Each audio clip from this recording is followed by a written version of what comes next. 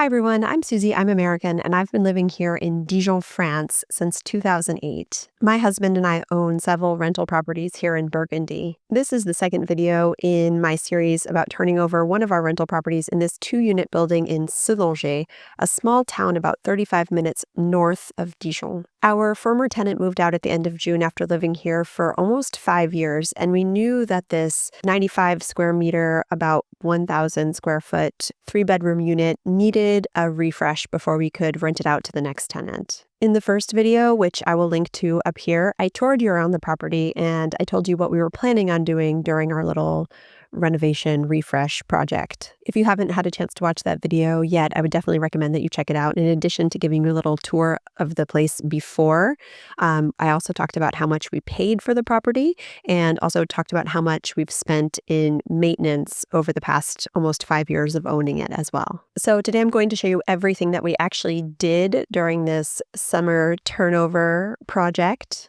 I'm going to tell you how much it all cost, and I'm going to tell you how we found our new tenant who has actually already moved in. I'll also break down why we raised the rent and how much we raised it by. But before we get started, I just wanted to mention that you can scan this QR code or click on the link in the video description below to sign up for my email newsletter in which I share more practical information about life in France. We'll start with a tour of the after, so that you can see what we accomplished in 5 workdays over the course of the month of July 2025. And I'll throw in a few shots of the before as we're touring the unit so you can get an idea. So we didn't manage to do everything that we had planned on doing, but we also undertook some additional projects that we weren't necessarily planning on doing at the outset. The big work that we did was a lot of painting, replacing the kitchen countertops, adding in backsplashes, and a really deep cleaning. And we also had some work done in the bathroom, which we had a plumber do. So in the living area here, maybe you get the impression, maybe you could tell that I did a really deep cleaning. And then as you're walking back towards the dining area, you can see there's a line in the paint there from the beige to the white. The white in the dining area is a new fresh coat of paint. So we didn't do it in the entire space because it was just a bit tricky with those beams in the front in the living room, but at least here in the dining room, it has a fresh coat of white paint. And then as we look into the kitchen, you can see the new backsplash there. This is also new countertop. And actually we installed also, we added joints in between the different sections of the countertop. There weren't any before. So now at least the countertop is waterproof. And my husband actually sort of cut off some of the sort of damaged areas of the countertop and put them back in place in different places. It was like a puzzle that he was trying to make sure that all of the countertop was in good condition. So the part where the sink is, that's a new section of countertop, and you can see that it's a slightly different sort of pattern than the other one. The rest of the countertop is the old countertop that he was sort of able to recycle. And then you can also see that there's a new backsplash behind the kitchen sink as well. We had to replace the countertop, especially that section by the sink, because in fact it was really water damaged, and the faucet itself, you could tell it didn't even stay put in place. It was kind of moving and jiggling around, and so you can see here when we removed it that you can see the damage that had been done. So the new section of countertop in this part of the kitchen is all brand new. Then as we go back towards the little WC, the water closet that's next to the kitchen, you can see we had planned on changing out these flimsy doors, but we didn't actually have a chance to do it. There is something we did here was we installed a new light fixture. All of the light fixtures are new. In fact, there used to just be hanging light bulbs everywhere. And so where there were hanging light bulbs, we installed LED lights, and except in the bedrooms where we installed little paper lanterns. Everywhere except where there were already little spotlights that had already been installed. So this is the cellar area, the cave area in French. And you can see there's an LED light now there on the ceiling as well. And there was a lot of just kind of debris in there that we got rid of as well. Those doors on that little WC still need to be replaced at some point. At least our new tenant is starting with a relatively clean slate. Okay, now we are heading upstairs. I'm not sure it's going to be visible, but there's a new light fixture here. This is the bedroom where you have to walk through to get to the other bedroom, and it has a fresh coat of paint. I'm not sure if it's visible, but it's all freshly painted. And you have to walk through this bedroom, like I said, to get to the second bigger bedroom that we see through this door here. And this should look relatively different because if you remember the original was all kind of yellowish with some brown sort of paneling.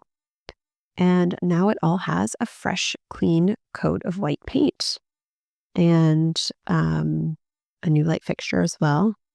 But it just all looks fresh and clean. And it's a nice space. It's a very pleasant area.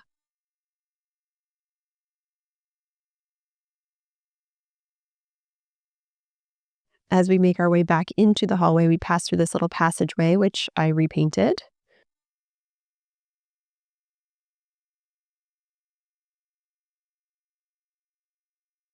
Through the little hallway into the third bedroom. I repainted that little niche there. And we also bought a shade and a cane for that skylight, and that's a new light fixture as well, so that now our tenant can close the shade there. You see the new shade. They can use their cane to close the shade and to open and to manipulate the skylight as well. Otherwise, nothing new here really. Back out into the hallway. You can see the new light fixture in the bathroom and the WC in the water closet. And then we finally make our way into the bathroom with a brand new shower. Now, I don't know if you remember the original shower, but the tray had cracked. And we had also just redone some renovations in this room as well. Like basically the whole shower room is brand new. And so we were really upset when the shower tray cracked because we were really afraid that it was going to lead to some leaks. Our plumber had repaired it with some silicone, sort of silicone, whatever, repair material, but we wanted to just change it out so that we're starting with a fresh, clean slate. So that's a new shower tray. Those are new wall panels, and that's a new shower door. And the wall panels are covering the tile that had just been done last year. But we had actually recycled the shower tray and the shower door from before. So now those are all fresh and clean. That's a new little backsplash as well, because there was no backsplash here in the bathroom before, in the shower before. Okay, when it comes to price, we paid about 600 euros for all of the supplies, the paint, the light fixtures, everything, all of the out-of-pocket expenses that we had for this refresh. And when it came to the shower, we paid about 3,000 euros total. So that was for the new wall panels, shower tray, shower door, and the installation, all of which was done professionally. So for our little refresh project here this summer, we spent about 3,600 euros total. We already owned this spray gun, which I guess saved us a little money and definitely saved us some time and is also really fun. So we saved some money there, and we did all of the work ourselves aside from the shower installation. So I guess we saved some money there as well too. Maybe this is not how everyone thinks of spending their summer vacation, but it was really quite pleasant for us. In fact, it was kind of nice spending all that time in our rental property. It kind of gave us a chance to get to know it better. In fact, when we bought it, the tenant was already living there. So we've been there here and there over the years, but we've never spent so much time there. So this gave us a chance to spend a lot of time in the unit and also in the town as well. And because it's summer, it was actually quite pleasant. One day we got sandwiches and we took them to this little behind the city hall or the town hall, and we sat on these steps and we literally took a nap right there.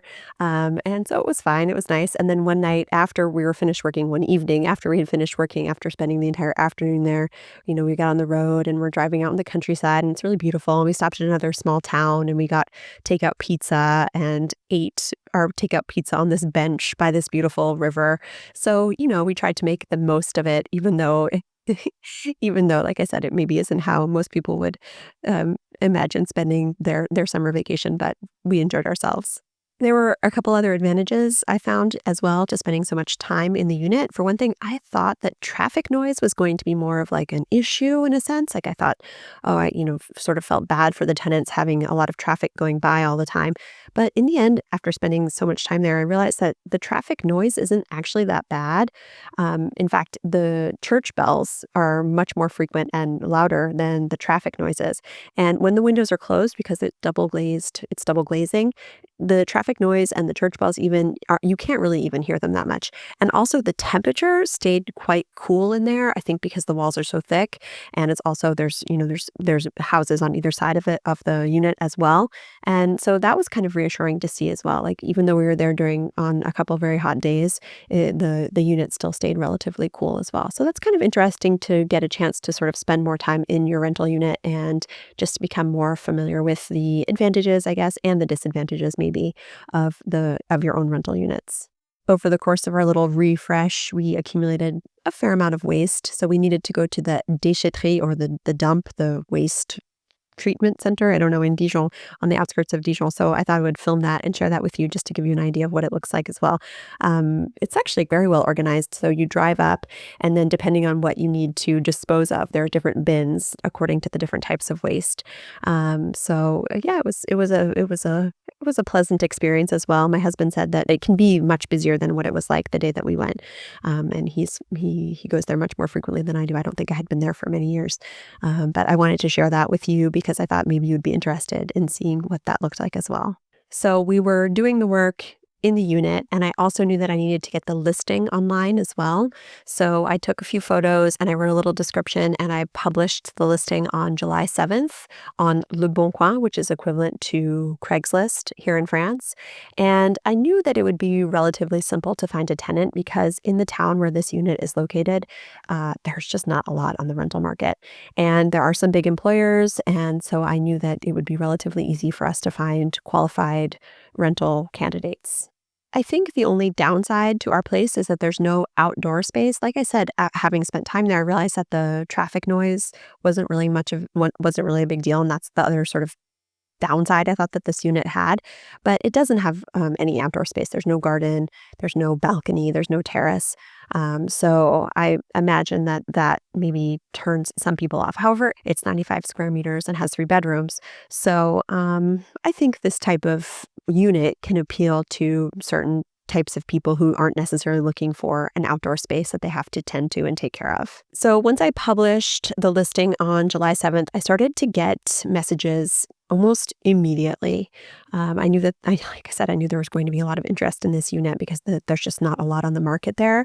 And I actually hadn't used the Bon Coin to find a tenant in 4 years because we have had just like no turnover in any of our rental properties in the last 4 years. And so there's a new functionality on the Bon Coin. I don't know how new it is, but it didn't exist the last time I was using it to search for a tenant, where the renters can fill out a profile and they can fill in information about their revenue, different revenue sources, how many of them there are, how many tenants there are, how many kids they have, for example, what they're looking for, their move-in date.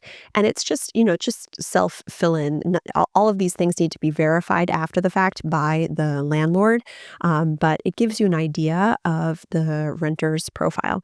So basically, immediately people started sending me messages, and it was great, this renter profile, because I could just click on it if they had filled it out, and I could see the information about their revenue, for example, their job situation, job status, all of those things that are important for the landlord to take into consideration when making their choice. And if people didn't have the renter profile filled out, then I would write to them and I would say, could you please fill out the renter profile? And some people didn't seem to know what I was thinking. So at first I was trying to like coach people and explain to them what I was talking about. And then, to be honest, we had so much interest and so many qualified candidates that in the end, I just would tell someone, well, fill out your renter profile. And if they didn't do it, then I was just like, oh, well, too bad for you, because we had so many people to choose from in the end. So based on all of the sort of qualified candidates that we got, we decided that we were going to block off an afternoon and just schedule a bunch of visits that day. So that's what we did. And we tried to contact the people, like I said, after a couple, I think it was on July 19th that we did the visits. So we left the listing live up online for a week or so. And then we started looking through the actual renter profiles and contacting the people that we wanted to invite, I guess, to visit the unit. And so we set up a bunch of visits one Friday afternoon, and people came, and I asked them to bring with them for the visit. I asked them to bring their application, like all of their official documents, because despite the fact that they had filled out information online, you want to check and make sure that, everything is above board. So we set up an afternoon, and in the end, we had We had 3 people come and actually visit the place, and one of the people who visited didn't wind up sending us all of her documents. And then we had one person who couldn't come and visit, but who sent us all of the documents as well. So in the end, we had 3 qualified candidates to choose from, and it was really hard to make our decision, in fact, in the end. But we had to choose. So we picked someone, and this person has already moved into the unit. So in the end, it was empty. It was vacant for just about a month. So my tip here for you would be, if you are looking for a rental apartment in France, if you're a potential tenant yourself, and you're using Le Bon Coin to contact private landlords, I would say you should definitely fill out the renter profile section online, because if the landlord is like me, they're getting inundated with tons of messages from people who are interested in their property. The renter profile is one way that the landlord can quickly select who the most serious and maybe appealing candidates could be for them. And again, like I said, they're probably going to ask to verify all of the information that you provide in that renter profile, but at least you'll get your foot in the door and you'll get a chance to visit the apartment, or maybe the landlord will contact you to have, more information about your profile and your plans. So for the people who are the most serious candidates, the people that we arranged visits to the apartment with, I asked them to bring the following documents. Some people emailed them, some people brought them physically and handed them to me, but these were the documents that I requested as a landlord. And I think these are the documents that we're legally allowed to request. Nothing less, nothing more. So I'll say the name of the document in English and in French, so that you can just become a little bit more familiar with it as well. So I asked from each tenant for une pièce d'identité, so their ID card, les 3 dernières fiches de paie, the last 3 pay stubs, les quittances des 3 derniers mois de loyer, the last 3 months rent receipts, leur dernier avis d'imposition, their most recent tax notice, and tout justificatif de revenu complémentaire, CAF, etc. So proof of any additional income. This could be from the CAF, which is the Caisse de Location Familiale, which is like the national health welfare system, basically. Or I guess in your case, it could be, for example, retirement revenue from outside of the country as well. Why not? And then from the guarantor, I asked for the following documents. If the guarantor is a physical person, I asked for une pièce d'identité, so their ID card as well, les 3 dernières fiches de paie, the last 3 pay stubs, and also leur dernier avis d'imposition, the most recent tax notice for the guarantor as well. But that is only in case of the guarantor being an actual physical person, someone like you or me. But there are also other guarantors that you can use as well. So in France, there's one called the Visal, which is basically like a government agency, and the government will basically act as the guarantor for renters. But there's also private companies that do this as well. For example, like Garant Me, and I would have accepted one of those as well. So I did want a guarantor, but it could have been a person or an organization or a company. So like I said, I took the listing down on July 19th because we had found our tenant by then. And when I took it down, the listing had been viewed 707 times, had gotten 35 likes, 26 people had sent me messages, 12 of whom had filled out the renter profile on Le Bon Coin. So the 12 applications that we got that way were the people whose applications I took the most seriously. What was also really funny was that there was also interest from just like passers-by and neighbors when we were doing the work over the course of the time we were there. People were just dropping by and saying, "Oh, this place is for rent. Oh, I think I have a colleague who's interested." And then some other person stopped by and was like, "Oh, I'm interested." And I shared the list of documents and my email address and asked this person to send me their application, which they didn't do. They didn't follow through. So I guess they weren't that interested in the end. But there was definitely a big demand. So I think this goes to show you that even if you're outside of a city center, there is still a lot of demand. So if you're someone who's interested maybe investing in this type of rental property in the future, I would say don't restrict yourself to the more expensive city centers. You should also consider small towns outside of bigger cities as well. I mean, you have to do market research and see what the competition is like and what the employment prospects are like in that place. But for us, we've never had a problem finding renters, and all of our long-term rental properties are outside of Dijon. And the other thing I wanted to say also was that if you are a potential tenant and you're looking to live in the country, there may be more competition than you might expect. I don't want to generalize for all of France because I know that this is not true everywhere. And again, this is why I would say just do your market research, because in some towns and cities, I think that there's a lot more supply than there is demand. So if you're a landlord, then that's not in your favor. If you're a tenant, I suppose it is. In any case, I just wanted to share this with you as a sort of case study, just to give you one little data point in the French real estate market. So next, I wanted to talk about rent. Our previous tenant had been living in the unit since 2020, and she had been paying 530 euros a month in rent, and we had never increased the rent. We could have, as landlords, were allowed to increase the rent by a certain amount that's dictated by the government. It's called the IRL, which is the Indice de référence des loyers. So I think it's more or less based on the inflation rate. So over the course of the 5 years, if we had just applied the IRL and increased her rent little by little once a year, as we were allowed to do as landlords, then we could have been charging her up to 598 euros a month at the end of in 2025, at the end of her lease. But like I said, we never increased her rent over the course of the 5 years that she was living there. So I knew that we wanted to raise the rent to at least that amount. But as I mentioned in the last video, we've also made thousands and thousands of euros in improvement investments over the past 5 years in this unit. So I knew that I wanted to increase the rent a little bit more than that. So we decided to set the rent at 640 euros a month. And I thought that that seemed reasonable for someone, for example, or for a family or an individual that had an income of at least about 2,000 euros a month. The rule of thumb in France is that your rent or your mortgage payment should not be more than 30% of your revenue. So if we're sort of aiming for a person or a household, I guess, that has an income of at least 2,000 euros, then we're about around there. It's like 32%, I guess, 640 euros. So that's where we got that amount. We thought that that seemed reasonable in terms of a rent for this unit. We also charge 10 euros a month in charges, and the 10 euros a month is what we use for the annual the gas furnace maintenance as well, which we schedule and we pay for, but we collect 10 euros a month from our tenant to pay for that as well. The tenant has their own water bill, electricity bill, internet bill, and gas bill that they manage on their own. So like I said, our new tenant has already moved in, and I hope that they are enjoying their new spruced up space.